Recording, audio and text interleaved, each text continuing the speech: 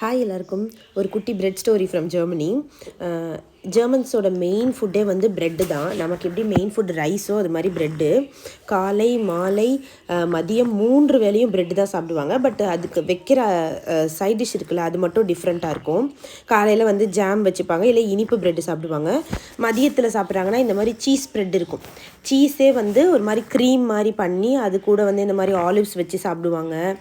இல்லை salad, fruit salad, vegetable salad பண்ணி வச்சு சாப்பிடுவாங்க. இந்த ப்ரெட் இருக்குல்ல, அது ஒரு பெரிய ஸ்டோரி. அது என்னென்னா, இங்கே ஏகப்பட்ட வெரைட்டி ஆஃப் ப்ரெட்டு கிடைக்கும். நான் இந்த டைம் வாங்கியிருக்கிறது வந்து கோதுமை ப்ரெட்டு. அதுலேயே வந்து எள்ளுலாம் போட்டிருப்பாங்க. அந்த ப்ரெட்டு மேலே பார்க்கும்போதே தெரியும்.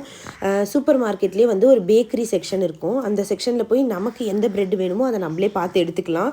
ப்ரைஸ் போட்டிருக்கோம், அந்த ப்ரெட்டில் என்னென்ன போட்டிருக்காங்க, அதோட பேர் என்னென்னு போட்டிருக்கோம்.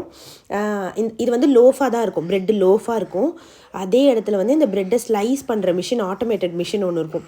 அந்த மிஷின் கிட்ட போய் நமக்கு எத்தனை எம்எம்ல ஸ்லைஸ் வேணும், ப்ரெட் ஸ்லைசஸ் வேணும்னு சொன்னோன்னா அது வந்து ஸ்லைஸ் பண்ணி தரும்.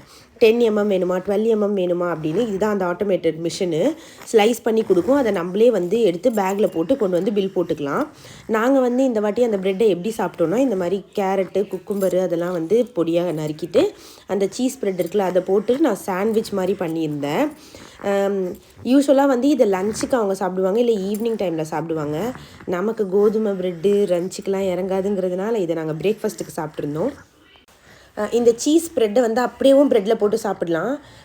இந்த வீடியோ நான் எடுத்தப்போ எனக்கு டைம் இருந்ததால் நான் அதை வந்து வெஜிடபிள் சாலடோடு ஸ்ப்ரெட் பண்ணி சாப்பிட்ருக்கோம்.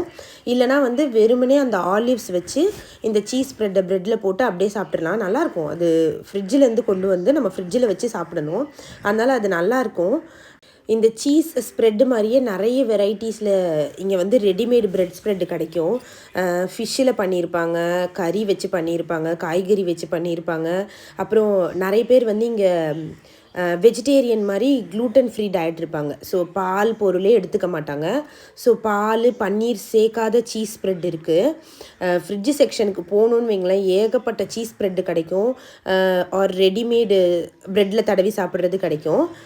அதில் வந்து கொஞ்சமாவது காரமாக பப்ரிக்கா போட்டிருக்கிற சீஸ் ஸ்ப்ரெட்டு நாங்கள் வாங்குவோம். இல்லைனா ரொம்ப வந்து பிளண்ட்டாக இருக்கும் நமக்கு. அவங்களுக்கு வந்து காரமே பழக்கம் இல்லைங்கிறதுனால அவங்க வந்து ப்ளெயினாக உள்ளதே சாப்பிட்டுப்பாங்க. இது எங்களோட பிரேக்ஃபாஸ்ட் ரெசிபி. இன்னொரு வீடியோவில் பார்க்கலாம். பாய்.